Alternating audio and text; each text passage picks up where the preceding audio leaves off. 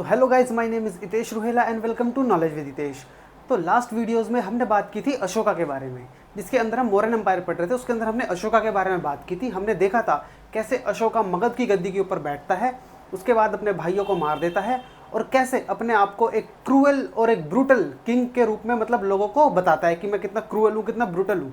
ठीक है। उसके बाद फिर हमने देखा था कि जब वो कैसे अपनी टेरिटरी को एक्सपेंड करता है, कैसे बढ़ाता है। फिर वो उसके बाद हमने बात की थी कि फिर वो कलिंग के ऊपर कैसे अटैक करता है।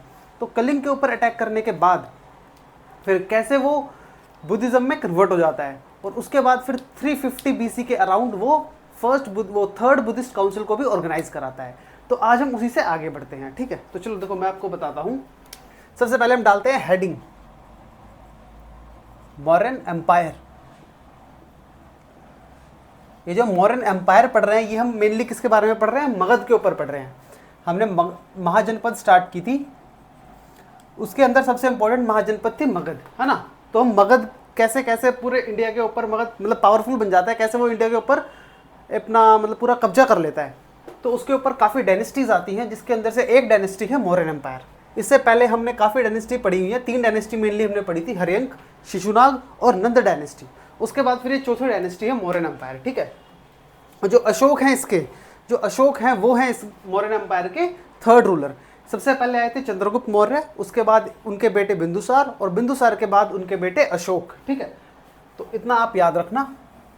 इसके अंदर हम आज जो हमारा टॉपिक है वो होगा हमारा अशोकाज धमा। अशोकाज धमा कह लो, अशोकाज धाम कह लो, एक ही बात है। ठीक है। अब देखो, इससे पहले मैं आपको थोड़ा सा रिकैप दे देता हूं कि इससे पहले लास्ट वीडियोस में हमने देखा था कि कैसे थर्ड जो बुद्धिस्ट काउंसिल ऑर्गेनाइज हुई थी, कब ऑर्गेनाइज हुई थी? 350 बीसी में। ठीक है, 350। ये मैंने आपको बुद्धिज्म जब मैंने आपको पढ़ाया था उसके अंदर भी मैंने आपको बताया जितनी भी काउंसिल्स हुई, 4 काउंसिल्स हुई हैं, तो ये थर्ड वाली थी जो अशोका ने ऑर्गेनाइज कराई थी। ठीक है। इसके प्रेसिडेंट कौन थे? इनके प्रेसिडेंट थे मतलब जो चेयरमैन होते हैं वो थे मोगलीपुत्र तीसा। तो ये भी आप याद रखना, काफ़ी इंपॉर्टेंट क्वेश्चन है। यहाँ से प्रेसिडेंट भी पूछ लेता है और बहुत सी बार आपके जो रूलर हैं, जो मतलब पैट्रोनेज कराते हैं, जो इनको सपोर्ट करते हैं फाइनेंशियली, तो वो भी पूछ लेता है। अशोका के टाइम पे हुई थी। ठीक है। अब ये जो हमारी जो वो हुई थी, क्या नाम है इसका, ये थर्ड बुद्धिस्ट काउंसिल हुई थी। इसके अंदर हमने देखा था काफ़ी डिसीजंस लिए, जिसमें से एक डिसीजन ये भी था कि काफ़ी मतलब जो बुद्धिज़्म है उसको हम अलग अलग पूरे वर्ल्ड में जाके प्रमोट कराएंगे। तो अशोका ने क्या करा, इनके जो बेटे थे, 2 बेटे थे इनके, एक थे इनके महेंद्र, ठीक है, ये, और दूसरे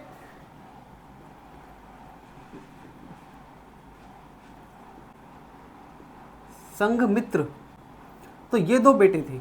इन दोनों ने का काफ़ी मतलब इनके अंदर काफ़ी वो था, योगदान था ये जो बुद्धिज्म को प्रमोट कराने में। तो एक चीज़ आप इसके अंदर याद रखना, जो मेनली संघमित्र है, इनको क्या कार्य दिया था? इन्होंने क्या करा था? इन्होंने बोधि ट्री कौन सा होता है? जिस ट्री के ऊपर बुद्धा ने बैठ के तपस्या की थी, तपस्या इन द सेंस कि ज्ञान की प्राप्ति की थी, है ना। कहाँ पे? बोध गया में। और तो वही बोधि ट्री, उसकी एक ब्रांच इन्होंने कहाँ पे प्लांट की? उसकी एक ब्रांच इन्होंने प्लांट की श्रीलंका में। श्रीलंका की कैपिटल उस टाइम पे क्या थी? अनुराधपुरम। तो ये चीज़ भी काफ़ी इंपॉर्टेंट हो जाती है, आप इसको भी याद रखना, इसको भी लिख लो आप कि महेंद्र और संघमित्रा का जो रोल था वो काफ़ी इंपॉर्टेंट रोल था बुद्धिज्म को प्रमोट कराने में। और संघमित्रा का जो मेनली इंपॉर्टेंट था सबसे ज़्यादा, और उन्होंने क्या करा था? उन्होंने बोधि ट्री है उसको श्रीलंका में जाके, उनकी जो कैपिटल थी अनुराधपुरम, वहाँ पर जाके ट्रांसप्लांट कराया था। और उस टाइम पे श्रीलंका का नाम श्रीलंका नहीं था, किसी और नाम से जाना जाता था। अब आप मुझे कमेंट सेक्शन में बताना कि श्रीलंका उस टाइम पे किस नाम से जाना जाता था। सी से उसका नाम स्टार्ट होता है, इतना मैं आपको चलो हिंट भी दे देता हूँ, एक सी से नाम स्टार्ट होता है और ये आपको बताना है, ठीक है, कि क्या नाम है श्रीलंका का एंशियंट। और चलो आगे बढ़ते हैं। अब हम जानते हैं जो अशोका का जो धम्मा है इसके बारे में कि क्या है। देखो, सबसे पहले तो आपको ये पता होना चाहिए कि जो अशोका का धाम है, धम्मा जिसको कहते हैं, ये किसके ऊपर बेस्ड है? बेस्ड ऑन मध्यम मार्ग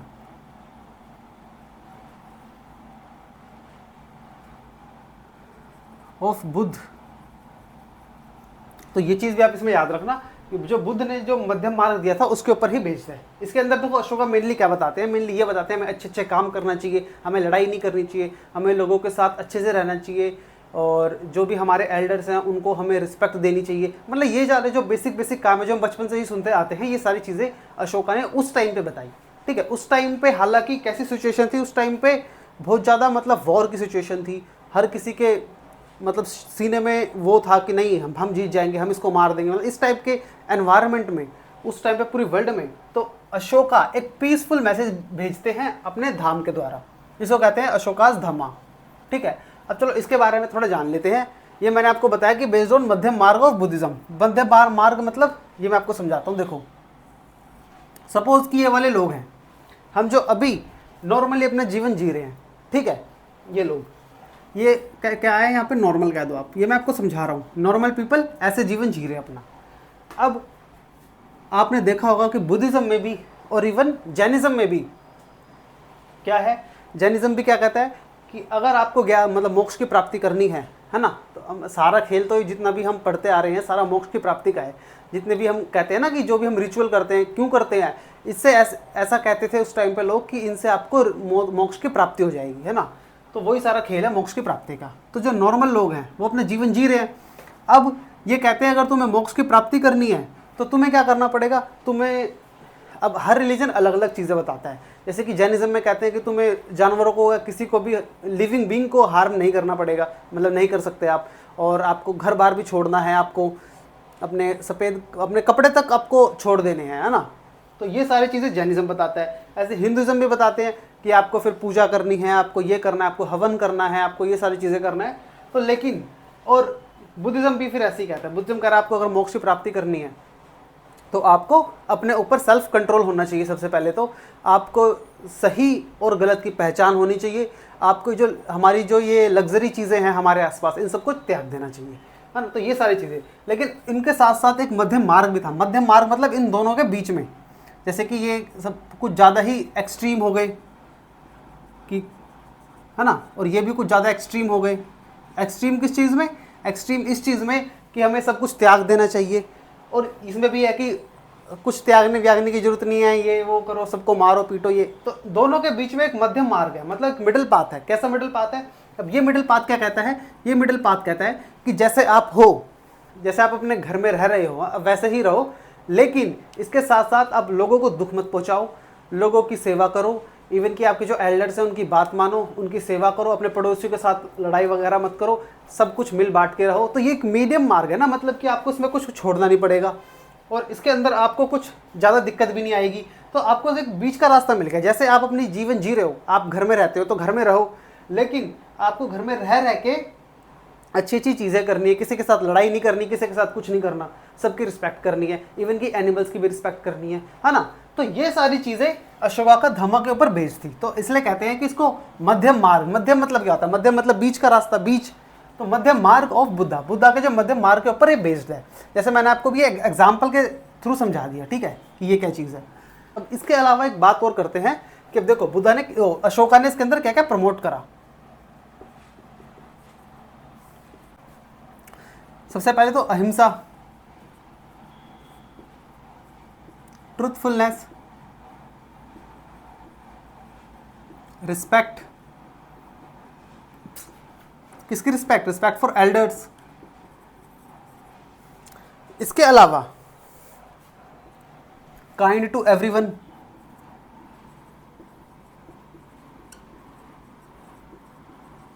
है ना।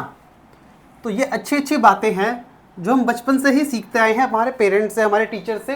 तो वही सारी चीज़ें। अहिंसा क्या होता है? किसी को हर्ट ना करना, किसी दूसरे लिविंग बीइंग को हर्ट नहीं करना, है ना। तो जैसे कि किसी को कुछ चोट नहीं पहुंचाना, किसी को कुछ वो नहीं करना। इवन कि जो बुद्धा, अगर आप देखोगे बुद्धा की और इवन महावीर जी की जो टीचिंग्स थी, वो सारी एक तरह से आप देखोगे तो उनका मिक्सचर था, है ना। कुछ कुछ चीज़ें उन्होंने हासिल भी, कुछ कुछ ये सारी अच्छी चीज़ें हैं, ये कोई गलत चीज़ें नहीं है। तो अहिंसा, अहिंसा की बात किसने की थी? महात्मा गांधी बात करते थे अहिंसा की, है ना। और हमने जैनिज्म में भी पढ़ा था ahimsa word. Truthfulness, respect for elders, kind to everyone, ये जितने भी हमारे जो महापुरुष रहे हैं वो सारे यही बात करते हैं। तो अगर आप देखोगे तो ट्रुथफुलनेस क्या है कि हमें सच बोलना चाहिए, झूठ नहीं बोलना चाहिए, हमें जो बड़े हैं हमारे उनकी रिस्पेक्ट करनी चाहिए, सभी के साथ हमें काइंड होना पड़ेगा, मतलब काइंड रहना चाहिए, ठीक है। और इसके साथ साथ अशोका ने शेल्टर्स भी बनवाए, शेल्टर्स एंड फूड ये भी प्रोवाइड करवाया। किन लोगों को?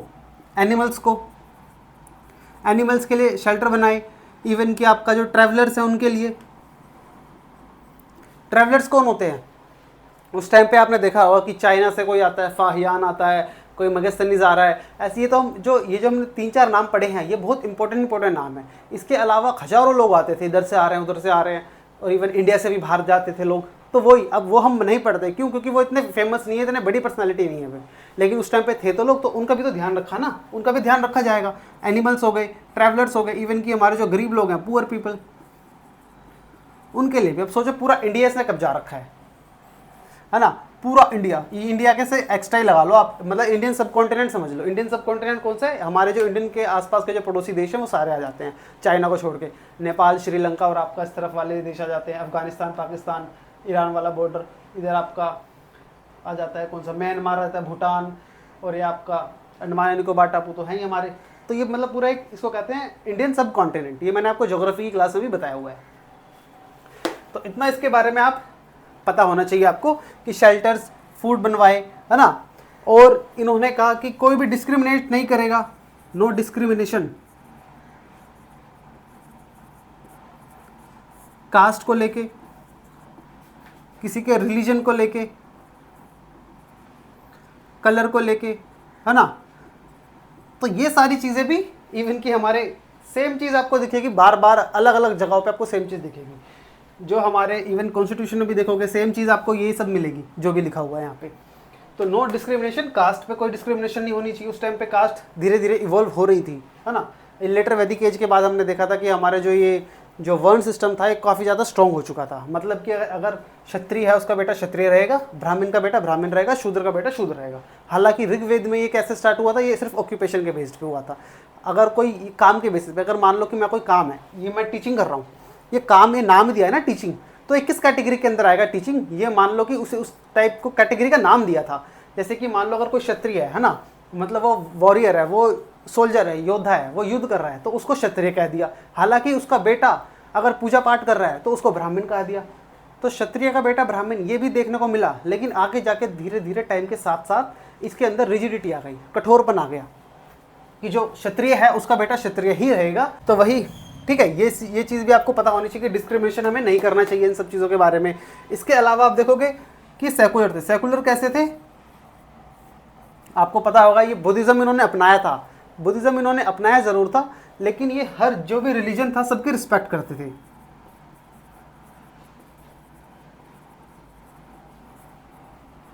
Respect for every religion. Even कि डोनेशंस भी ये देते थे सभी रिलीजन को।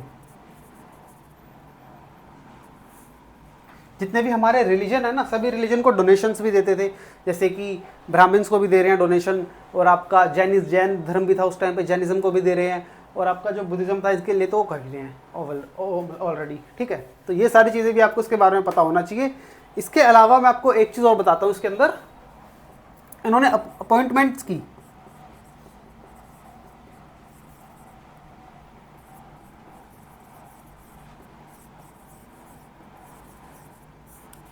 एक इन्होंने अलग से स्पेशल ऑफिसर्स की अपॉइंटमेंट की, और वो कौन ऑफिसर्स थे वो मैं आपको बताता हूँ। उसको कहते हैं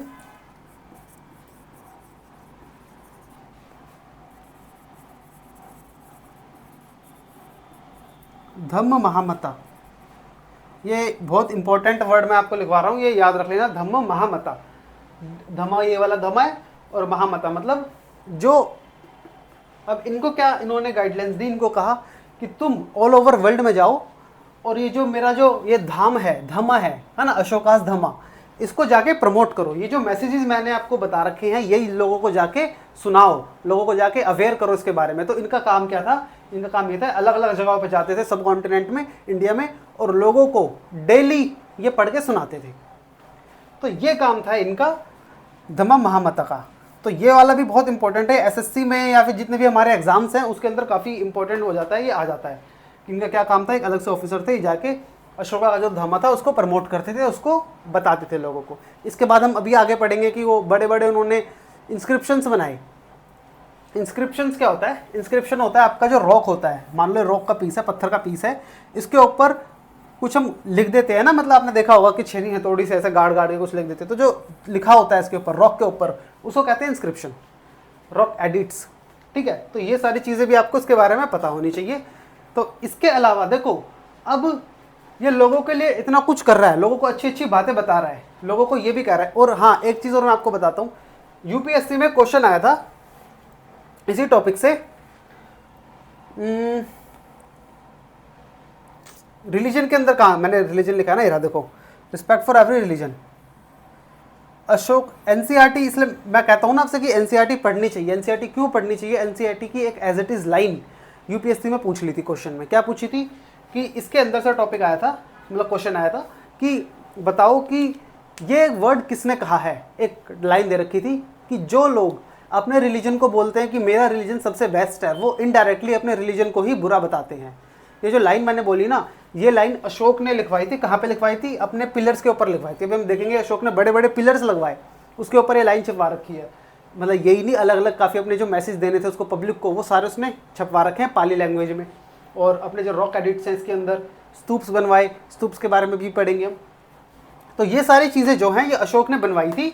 और जो मैंने आपको क्वेश्चन बताया अभी, ये यूपीएससी के अंदर क्वेश्चन आया था, तो इसलिए देखो काफ़ी इंपॉर्टेंट हो जाती है एनसीईआरटी पढ़नी, खास करके जो यूपीएससी एस्पिरेंट्स हैं उनके लिए, क्योंकि डायरेक्ट क्वेश्चन भी आ जाते हैं एनसीईआरटी से उठा के। लोगों के लिए इतना सब कुछ कर रहा है, लोग इतने खुश हो रहे हैं कि अब ये लोगों को मैसेज दे रहा है कि पड़ोसी के साथ लड़ाई नहीं करनी चाहिए, हमें जो ब्राह्मण्स हैं उनकी रिस्पेक्ट करनी चाहिए, उनसे रिस्पेक्ट से बात करनी चाहिए, हमारे एल्डर्स की बात माननी चाहिए। और इसके अलावा छोटे बच्चों का ध्यान रखना चाहिए, जो जानवर हैं हमारे उनके लिए भी अच्छे से, मतलब उनका भी ध्यान रखना चाहिए, क्योंकि उनको भी, उनके लिए लाइफ उनकी बहुत प्यारी है। तो ये सारी चीज़ें वो मैसेज दिया। अब लोगों ने उसको टाइटल्स दिए। सबसे पहले देव नाम पिया, है ना, 2 टाइटल दिए, देव नाम पिया और पियादसी। तो ये 2 टाइटल भी काफ़ी इंपॉर्टेंट है, इनको आप याद रखना, देव नाम पिया और पियादसी। ठीक है, ये 2 टाइटल बहुत ज़्यादा इंपॉर्टेंट है, आपको एग्जाम में भी आ जाते हैं कि देव नाम पिया किसको कहा जाता था या पियादसी किसको कहा जाता था। तो याद रखना अशोका को कहा जाता था। इस टॉपिक के बारे में आपको इतना सब कुछ पता होना चाहिए। चलो अब आगे बढ़ते हैं, आगे हम जानते हैं अशोकन आर्किटेक्चर के बारे में। अशोकन आर्किटेक्चर, देखो इसके अंदर हम मेनली 3-4 चीज़ों के बारे में बात करेंगे। 3, एक आपका पिलर्स के बारे में बात करेंगे, ठीक है, इसके बाद आपके स्तूप्स के बारे में बात करेंगे, और इसके बाद आपके जो हमारे जो अशोका का जो पैलेस था उसके बारे में बात करेंगे। ठीक है, तो देखो अब बात करते हैं सबसे पहले पिलर्स की। जो आर्किटेक्चर में एक चीज़ और याद रखना आपकी, अशोका है, अशोक को कहा जाता है पियोनियर ऑफ स्टोन स्ट्रक्चर। मतलब कि अशोका पहला ऐसा था जिसने स्टोन के बड़े बड़े स्ट्रक्चर बनाने स्टार्ट करे थे। जैसे कि हमने देखेंगे पिलर्स के बारे में बात करेंगे हम, ठीक है, स्तूप्स के बारे में बात करेंगे, उनके पैलेस के बारे में बात करेंगे। सबसे पहले बात करते हैं पिलर्स की। अब देखो ये जो पिलर्स हैं हमारे, पिलर्स का कैसे है, पिलर्स देखो मैंने आपको बताऊंगा, एक बहुत बड़े बड़े, मतलब हमें ना बहुत बड़े बड़े पिलर्स अलग अलग जगहों पर मिले हैं। और वो कैसे मिले हैं, वो अशोका ने लगवाए थे अपने टाइम पे। जो हमने पढ़ रहे हैं अशोकास धामा, है ना, अशोकास धामा, इसके अंदर अशोका ने जब प्रमोट करा अपने इस धाम को, लोगों तक पहुंचाया, तो कैसे पहुंचाया, उसने बड़े बड़े पिलर्स हमारे पूरे इंडियन सबकॉन्टिनेंट में लगा दिए, जिसके अंदर उसने ना मतलब इंस्क्रिप्शन कर रखे थे, मतलब कुछ लिखवा रखा था रॉक के। बड़े बड़े, बहुत बड़े बड़े पिलर हैं, आपने देखा भी होगा। तो ये टोटल तो काफ़ी सारे थे, लेकिन आज की डेट में सिर्फ 20 ही सर्वाइव कर पाए हैं, जिसके अंदर से 7 सबसे मेजर हैं। इसके अंदर हमें जो कुछ ना कुछ सिंबल मिला है ऊपर, आपने देखा होगा। इसमें सबसे इंपॉर्टेंट है सारनाथ का। सारनाथ का कैसे इंपॉर्टेंट है, इसके अंदर देखो सारनाथ में हमें पिलर भी मिला और हमें स्तूप भी मिला। बताऊंगा मैं आपको, पिलर देखते हैं पहले। पिलर के अंदर आप देखोगे ना तो लाइन कैपिटल मिली। लाइन कैपिटल मतलब एक लाइन, एक हमें ऐसे पिलर मिलता है और इसके ऊपर यहाँ पे लाइन बैठा होता है। अब मुझे बनाना तो आता नहीं, देख लो, समझ लो, ठीक है। ऊपर लाइन बैठा होता है और एक बहुत बड़ा पिलर मिलता है, और यहाँ पे कुछ ना कुछ लिखा रहता है इन पे पिलर पे, कोई मैसेज होता है जो अशोक अपने लोगों तक पहुंचाना चाहता था। और यहीं पे ही हमें एक चीज और मिलती है, अशोकन चक्र।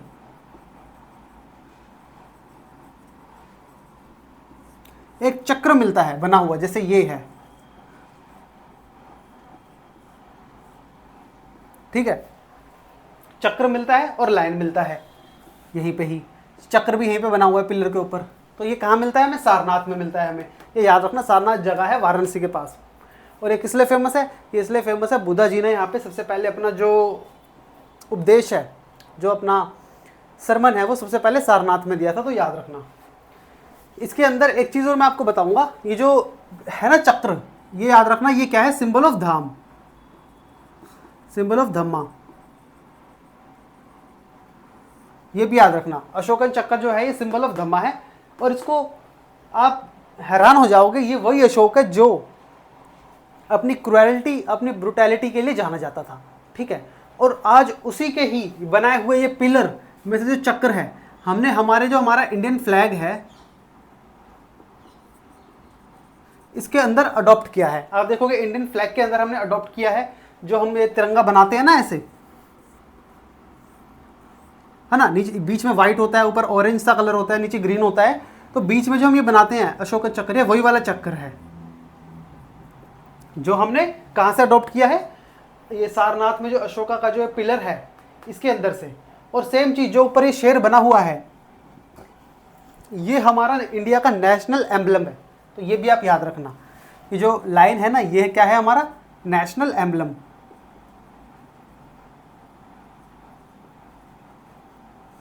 तो ये भी क्वेश्चन बहुत इंपॉर्टेंट हो जाता है, एग्जाम पॉइंट ऑफ व्यू से क्वेश्चन आ जाता है कि जो हमने नेशनल फ्लैग में जो हमारा अशोकन चक्र, ये चक्र है, इसलिए इसका नाम भी अशोकन चक्र है। आपने पता, अब पता चल गया आपको रीजन इसका कि क्यों इसको अशोकन चक्र कहते हैं, क्यों अशोका ने बनाया था ये चक्र, मतलब लगवाया था कहाँ पे? सारनाथ से लिया हुआ है। और सेम चीज हमारा जो नेशनल एम्बलम है, इसके अंदर 4 शेर हैं, एक के मतलब खड़े हैं, हमें एक तरफ से अगर हम देखेंगे तो हमें 3 दिखाई देते हैं, एक पीछे की तरफ होता है, तो टोटल 4 शेर हैं इसके अंदर, याद रखना लाइन। और जो ये भी आपको बताता हूँ, जो अशोका थी, इसके जो एम्पायर था, इनका जो सिंबल था वो भी एक लायन था, तो याद रखना ये भी बात, ठीक है। इसके अलावा इसके अंदर आपको और बताता हूँ, जो इंस्क्रिप्शंस थे, जो पिलर के ऊपर जिसने इंस्क्रिप्शंस लिखवाए, इंस्क्रिप्शन क्या? इंस्क्रिप्शंस मैंने आपको बताया कि कुछ इसने मतलब गढ़वाया, उसके ऊपर लिखवाया पत्थरों के ऊपर, क्योंकि एक पूरे पत्थर का बना हुआ है। तो ये जो इंस्क्रिप्शन है, ये कौन सी लैंग्वेज में लिखवाई? इसने पाली लैंग्वेज में लिखवाए और प्राकृत में। अब आप बोलोगे इंग्लिश में क्यों नहीं लिखवाए? अरे इंग्लिश तो थी नहीं उस टाइम पे। उस टाइम पे कौन सी लैंग्वेज थी? संस्कृत, पाली, प्राकृत। संस्कृत लोग वो बोलते थे जो काफ़ी मतलब बड़े लोग होते थे, जो मतलब जो ब्राह्मण्स वगैरह होते थे, वो संस्कृत बोलते थे।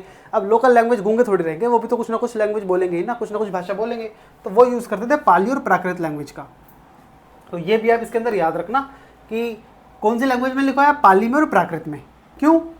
क्योंकि यही कॉमन लोगों को मैसेज देना है ना, उसको सिर्फ अमीर अमीर लोगों को या फिर सिर्फ ब्राह्मण्स को थोड़ी मैसेज देना है, उसको तो अपनी जो आम जनता है उनको मैसेज देना है। इवन कि अशोक ये भी कहता था कि जो तुम जो जनता हो मेरी, तुम मेरे मतलब बच्चों के समान हो और मैं तुम्हारे पापा के समान हूँ, क्योंकि अब मेरा ये फ़र्ज़ है कि जैसे एक बाप अपने बच्चों की रक्षा करता है, मेरा भी ये फ़र्ज़ है कि मैं तुम लोगों की रक्षा करूँ। तो वो कितनी अच्छी बात है ना। तो ऐसे ऐसे मैसेज देता था अशोक लोगों को। और ये मतलब काफ़ी मतलब अलग अलग उसने पूरे इंडिया के अंदर अलग अलग जगहों पर पिलर्स बनाए, है ना। सारनाथ में बनाया, इवन कि दिल्ली में भी बनाया, और आपका इलाहाबाद में भी बनाया, मतलब काफ़ी जगह, बोध गया में भी बनाया। आप जाओगे, आप देखोगे तो काफ़ी जगह आपको मिलेंगे पिलर्स, ठीक है। तो और बल्कि मैं तो आपको ये बोलूँगा कि सारनाथ जाना जरूर, कभी वाराणसी जाओ, बनारस जाओ, तो उससे मतलब 10-13 किलोमीटर का दूर है सारनाथ, वहाँ पे भी जाना, वहाँ पे देख के आना। आपको इतना बड़ा दिखेगा, मेरे हाइट से भी बड़ा एक वहाँ पे जो एम्बलम है ये लगा हुआ है। आपको स्तूप भी दिखेगा देखने को, जो मैंने आपको बताया ना स्तूप के बारे में हम बात करते हैं, स्तूप मिलेगा आपको देखने को वहाँ पे। उस टाइम पे जो अशोका ने जो इंस्क्रिप्शन लिखवा रखे हैं, ये तो है ही है पिलर, इसके साथ साथ पत्थरों पे भी, बड़े बड़े पत्थरों पे भी रॉक पे लिखवा रखे हैं कुछ कुछ, तो वो भी आपको देखने को मिलेगी। तो जाना चाहिए, देखना चाहिए। अगर आपके आसपास, आप ऐसी जगह के आसपास रहते हो तो आपको ज़रूर जाना चाहिए, एक दिन तो निकाल के आप जाओ, तभी तो इंटरेस्ट आता है हिस्ट्री पढ़ने में। कि जब हम पढ़ रहे हैं और हम देख नहीं रहे उनको, तो कैसे मतलब मज़ा आएगा। आप जाओ, सच में जाओ और देख के आना, आपको सच में मज़ा आएगा, ठीक है। इसके अलावा जो इंस्क्रिप्शन है, आप देखो ये याद रखना है, जो पूरा एक जो बनाया ये मोनोलिथ बताया मैंने आपको, लिखवाया ना मोनोलिथ, अभी नहीं लिखवाया, देखो मोनोलिथ मतलब, मोनोलिथ मतलब होता है, मैंने आपको बताया था, मोनो मतलब होता है सिंगल, और लिथ मतलब होता है पत्थर, स्टोन। इस आर्किटेक्चर को कहते हैं जो मतलब पूरे हम देखेंगे आगे जाके, टेम्पल के टेम्पल एक सिंगल पत्थर के बन जाते हैं, मतलब ऊपर से काटना स्टार्ट करते हैं पत्थर को, धीरे धीरे धीरे धीरे फिर नीचे आते हैं। तो क्या है, एक पूरे पत्थर, ऐसा नहीं कि ऊपर का स्ट्रक्चर कहीं दूसरे पत्थर से लाए उठा के और नीचे का कहीं लाए फिर उसको मिला दिया, जैसे आज होता है, आज ऐसे नहीं होता। तो मतलब उस टाइम पे ऐसा नहीं होता था, उस टाइम पे क्या करते थे, एक बहुत बड़ा पहाड़ है, बहुत बड़ा पत्थर है पहाड़ का, उसको ऊपर से काटा और उस एक ही मतलब पत्थर में से पूरा टेम्पल बना दिया। तो उसी टाइप से बने हुए हैं ये भी, एक ही पत्थर में से पूरा ये जो है हमारा जो ये स्ट्रक्चर है पूरा, ये पिलर्स का ये बना हुआ है, इसलिए इसको क्या कहा जाता है, पियोनियर ऑफ स्टोन स्ट्रक्चर, इसको अशोक को। तो ये भी आप याद रखना, इसके अंदर क्वेश्चन आ जाएगा, पियोनियर ऑफ स्टोन स्ट्रक्चर कौन था, अशोक था। ठीक है, ये हमने पढ़ लिया, मोनोलिथ था। इसके अलावा एक चीज़ और पढ़ना, हमने जो अभी पढ़ा था धम्मो महामता, डबल ए कर लेना इसके बाद, ठीक है, धम्मो महामता। डेली ऑफिसर आता था, ये जो लिखा हुआ है यहाँ पे, इनको लोगों को डेली सुबह सुबह आके मतलब पढ़ाता था, मतलब ये अपने जो आदेश है, एक तो लिखा हुआ तो है ही, ऊपर से आके उनको ट्रांसलेट करता था, मतलब ट्रांसलेट इन द सेंस कि मतलब उनको रीड आउट करता था लिखे हुए को, ताकि लोग भी भीड़ लग जाती थी और लोगों को आके डेली सुनाता था वो ये बात उनको डेली, ताकि उन लोगों को रिकॉल रहे ये बातें। तो इस वजह से अशोका ने किनको अपॉइंट किया था, धम्मो महामता को। ये कौन थे, ऑफिसर्स थे, स्पेशल ऑफिसर्स थे। तो इतना आपको जो पिलर्स हैं इनके बारे में पता होना चाहिए, ठीक है। चलो अब हम बात करते हैं जो बुद्धा कह रहा हूँ, अशोका ने जो स्तूप बनवाए थे उनके बारे में। स्तूप्स देखो क्या होता है, ऐसा कहते हैं कि अशोका ने बुद्धा के डेथ के बाद 84,000 स्तूप्स बनवाए। 84,000 भाई बहुत ज़्यादा होते हैं 84,000। आप सोचोगे कि 3, 4, 5, 6 की बात नहीं हो रही यहाँ पे 84 की भी बात नहीं होती, 84,000 किसी इंसान की पूरी ज़िंदगी निकल जाएगी 84,000 स्तूप बनाने में। हालांकि यह हमें देखने को मिलता है बुक्स में, लेकिन अब कुछ जो हिस्टोरियंस हैं वो कहते हैं बढ़ा चढ़ाकर फिगर बताई हुई है, इतने नहीं बनाए होंगे, लेकिन बुक्स के अंदर लिखा हुआ है, तो हो सकता है क्या पता सच हो। तमिल्स की आप देखोगे, तमिल की एक बुक है, श्रीलंका की भी बुक है, उसके अंदर भी लिखा हुआ है 84,000 स्तूप्स बनाए। और हालांकि माना जाता है कि जो अशोका हैं उन्होंने बुद्धा की डेथ के बाद बुद्धा के जो पार्ट्स थे वो थोड़े थोड़े हर स्तूप के अंदर लगा दिए और मतलब रखे और उनके ऊपर स्तूप बनाए। अब स्तूप देख, तो स्तूप क्या होता है, जो हमारे में मंदिर होते हैं, हिंदुज़म में मंदिर होते हैं, क्रिश्चियंस के अंदर, क्रिश्चियनिटी के अंदर जो चर्चेज होते हैं, है ना, और ऐसे ही आप जो सिखिज़म देखोगे उसके अंदर जो गुरुद्वारा होते हैं, ऐसे ही जो इनकी जो रिलीजियस वो होती है, मतलब बिल्डिंग होती है, मोन्यूमेंट होता है इनका, क्या नाम है, बुद्धिज़्म से रिलेटेड, तो वो होते हैं स्तूप। देखो स्तूप क्या होते हैं मेनली, जैसे कि सपोज ये है, ठीक है, ये इन्होंने एक इस शेप का, मतलब ये क्या कहेंगे इसको, इस शेप का जो भी शेप है इसको आप लगा लो, सेमी सर्कल की जो शेप है इसको कहते हैं अंडा टाइप, ठीक है, अंड। तो ये इसको ये कहते हैं अंड। तो इस शेप का ये स्तूप बनाते हैं, इसके ऊपर एक बॉक्स रख देते हैं, बॉक्स होता है इसके ऊपर ऐसे, जिसको कहते हैं हर्मिक, ठीक है, और इसके ऊपर एक ऐसे छतरी सी होती है जिसको कहते हैं छत्र या छतरी, याद रखना, ठीक है, इस टाइप का होता है। और फिर यहाँ पे गेट होता है एक, सबसे फेमस है सांची स्तूप। अब जाओ सांची स्तूप देखना, ऐसे गेट होता है, इस गेट को कहते हैं तोरान। ये क्या होता है, गेट, ये इनका होता है मेन स्ट्रक्चर,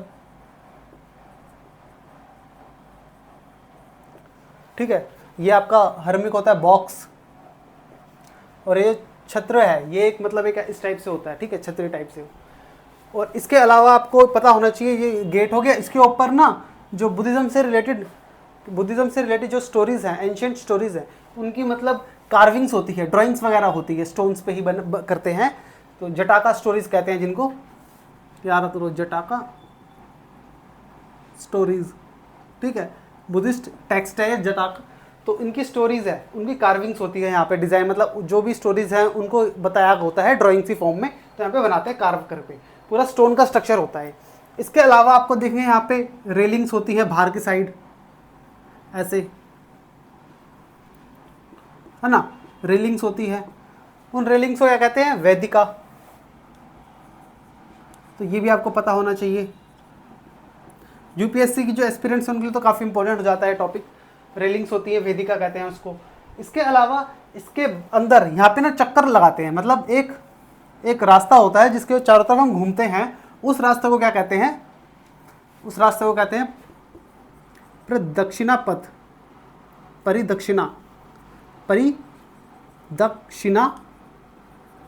पथ। पथ मतलब होता है रास्ता, और प्रदक्षिणा करना मतलब कि इसके चारों तरफ घूमते हैं ऐसे तो रास्ते पे। तो ये मैंने आपको एक समझाने की कोशिश की है। मैं आपको फोटो भी लगा दूंगा वीडियो में, आप उसकी फोटो देखना। सांची स्तूप है, वो आपको अच्छे से समझ में आएगा। ठीक है, तो ये चीज़ भी आपको इसके बारे में थोड़ा बहुत पता होना चाहिए। ऊपर छत्र होता है, ये हर्मिक बोक्सा होता है ऊपर। फिर इसके ऊपर जटाका स्टोरेज होती है, जो गेट होता है, गेट को कहते हैं तोरान, और इसको कहते हैं स्ट्रक्चर को अंड, और वैदिका कहते हैं रेलिंग्स को हमारी, और प्रदक्षिणा पथ होता है हमारा जहाँ पे रास्ता लगाते हैं। तो ऐसे ही ये मैंने आपको बताया। फिर हम आगे मैं टेम्पल्स का भी बताऊंगा आपको कि टेम्पल्स के भी 2 तरीके के टेम्पल्स बनते हैं। एक आपके, अभी नहीं बता रहा, चलो बाद में बताऊंगा, ठीक है। टेम्पल्स की भी मतलब मेनली 2 हमारी वो होती हैं, क्या कहते हैं उसको, 2 टाइप ऑफ आर्किटेक्चर होते हैं। एक होते हैं नगरम, एक होते हैं द्रविड़। जो द्रविड़ होते हैं वो साउथ के जो टेम्पल्स होते हैं उनका स्ट्रक्चर होता है, और जो आपका नगरम होते हैं वो आपके मेनली नॉर्थ इंडिया में मिलते हैं देखने को। तो ये मैं बाद में बताऊंगा आपको, अभी इसमें नहीं बता रहा, ठीक है। तो चलो, स्तूप्स के बारे में हमने पढ़ लिया, इतना जान लिया कि इसके अंदर ऐसा माना जाता है कि बुद्धा के जो रिमेन्स हैं वो रखे थे अशोक ने, जितने भी स्तूप्स हैं। तो सबसे फेमस कौन सा स्तूप है? सांची स्तूप। ये भी आप याद रखना, सांची स्तूप मध्य प्रदेश के अंदर है, ठीक है। वर्ल्ड यूनेस्को हेरिटेज लिस्ट में भी शामिल है। तो इतना भी आप इसके बारे में याद रखना। अब बात करते हैं इनके स्तूप्स हो गए, पैलेसेस की।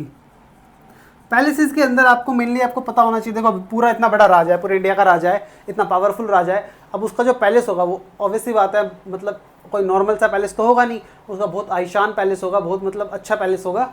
जिसके लिए हमें मेनली 2 तरीके से हमें देखने को मिलते हैं कि जो हमारे वो थे ट्रैवलर्स थे। एक आपका मेगास्थनीज,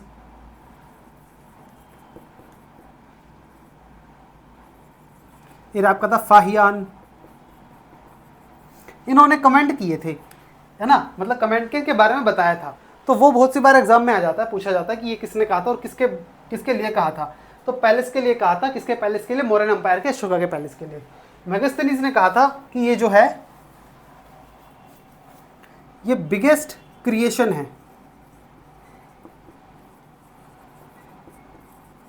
बिगेस्ट क्रिएशन मतलब ह्यूमंस के लिए बहुत बड़ी क्रिएशन है, मतलब ह्यूमन सोसाइटी में बहुत बड़ी क्रिएशन है, बिगेस्ट क्रिएशन। और इसके अलावा फाहियान ने क्या कहा था, ये जो मॉन्यूमेंट है, ये जो पैलेस है, ये गॉड गिफ्टेड है। तो ये 2 चीज़ें भी इंपॉर्टेंट हो जाती है एग्जाम पॉइंट ऑफ व्यू से। तो ये भी आपको इसके बारे में पता होना चाहिए, ठीक है। तो इसके अंदर तो हमें आर्किटेक्चर में हमें यही मेनली था, यही हमें याद करना था, मतलब पता होना चाहिए इनके बारे में बेसिक। ये बहुत डीपली नहीं है, मैंने आपको ऊपर से बताया। अगर आप इसके बारे में जानोगे ना, मैं वीडियो बनाऊंगा एक डेडिकेटेड आगे जाके, जब हम आर्ट एंड कल्चर पढ़ेंगे उसके अंदर, तो मैं काफ़ी इसके डिटेल में आपको बताऊंगा अच्छे से। तो इतना आपको इनके बारे में, मौर्यन एम्पायर के बारे में पता होना चाहिए। अब देखो अब क्या होता है, अब 232 का टाइम आ गया। अशोका की पूरी लाइफ चलेगी जो बुद्धिज्म है उसको प्रमोट करने में, उसके लिए स्तूप्स बनाने में, पिलर्स बनवाने में, और मतलब अपनी प्रजा के लिए काम करने में, ठीक है। अब 232 में क्या होता है, जो ऐसा माना जाता है कि जो अशोका की जो वाइफ थी, जो बोधि ट्री था,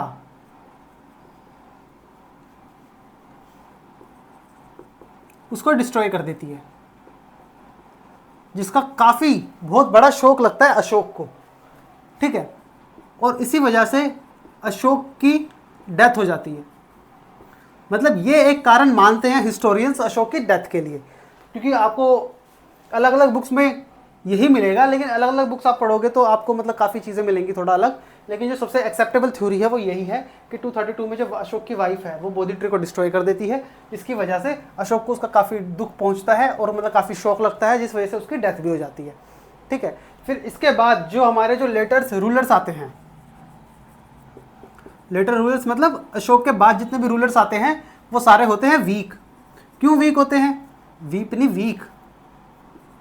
क्यों वीक होते हैं? अशोक ने लड़ाई करना तो सिखाया नहीं उनको, जो लड़ाई करते थे, जो मतलब सारा जो उनके अंदर हाउस द जोश जो था वो सारा डाउन हो चुका होता है सैनिक के अंदर, आर्मी के अंदर। अब लड़ाई वगैरह तो ऐसा ऐसा कहते हैं, अशोक ने लास्ट लड़ाई लड़ी थी सिर्फ कलिंग, उसके बाद कोई भी युद्ध नहीं लड़ा। अपने आसपास के जो लोग थे उनके साथ भी उन्होंने अच्छे रिलेशंस बना के रखे। लेकिन जो इसके साथ जो रूलर्स आते हैं अशोक के बाद, वो सारे वीक होते हैं, है ना।